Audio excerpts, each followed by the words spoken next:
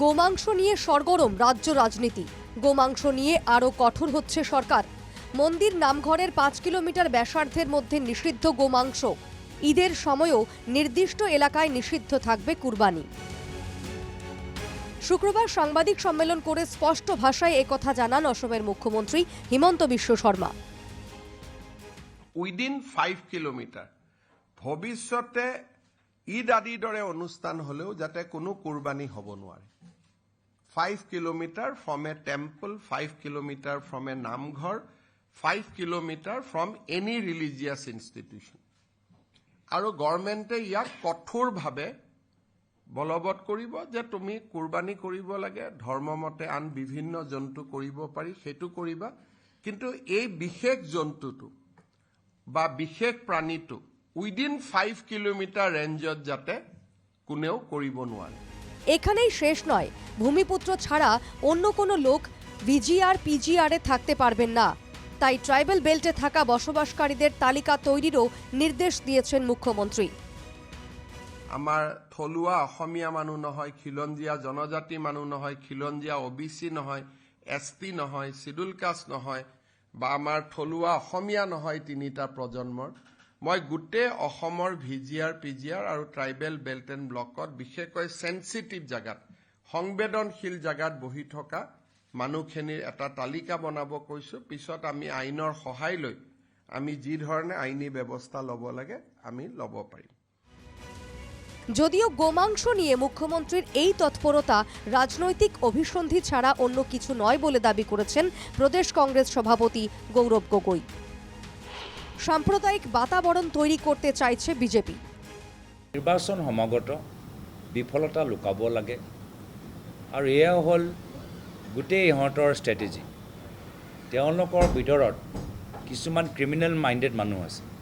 BJP, RSS, VHP, Bajrang দলৰ ভিতৰত কিছুমান ক্ৰিমিনেল মাইণ্ডেড মানুহ আছে যিসকলে এই ধৰণৰ কামবোৰ নিৰ্বাচনৰ পূৰ্বে কৰিবলৈ বিচাৰে। আৰু সেইকাৰণে আমাৰ উদ্দেশ্যটো হ'ল যে আমি অসমৰ ভিতৰত এটা সাম্প্ৰদায়িক বাতাবৰণ সৃষ্টি হ'বলৈ নিদিওঁ। এখানেই শেষ নয়, গোমাংস কাণ্ডে এ পর্যন্ত যাদের গ্রেফতার করা হয়েছে এদের সবার উপযুক্ত তদন্তেরও দাবি করেছেন প্রদেশ কংগ্রেস সভাপতি। মোৰ মতে আজিলৈকে যিমানবোৰ মানুহ ধৰা পৰিছে সকলোৰ ওপৰত তদন্ত হ'ব লাগে। কোনে এই আইডিয়াটো সোমালে, কোনে পৰামৰ্শটো দিলে, যিসকলে কৰিছে তেওঁলোকেতো অপৰাধ কৰিছে, কিন্তু আইডিয়াটো কোনে দিলে, পৰামৰ্শটো কোনে দিলে, মোৰ মতে সকলোৰ ওপৰত তদন্ত হ'ব লাগে। বিশেষ কোনো সম্প্রদায়ের মানুষ যদি হিন্দু মন্দিরের সামনে এভাবে গোমাংস ফেলে যায় তাহলে হিন্দুদেরও উচিত মসজিদে শুয়োরের মাংস ফেলে আসা। বুধবার এই মন্তব্য করেছিলেন মুখ্যমন্ত্রী। মোৰটো ৰিকমেণ্ডেশ্যনে হয় যে কোনোবাই যদি গৰু মাংস থৈ আহে আপোনালোকে গাহৰি মাংস থৈ আহিব, বরাবর হৈ যাব। মুখ্যমন্ত্রীর এই মন্তব্যের প্রতিক্রিয়া ব্যক্ত করতে গিয়ে বৃহস্পতিবার অত্যন্ত কড়া ভাষায় তার জবাব দিয়েছিলেন কংগ্রেস নেত্রী মীরা বরঠাকুর।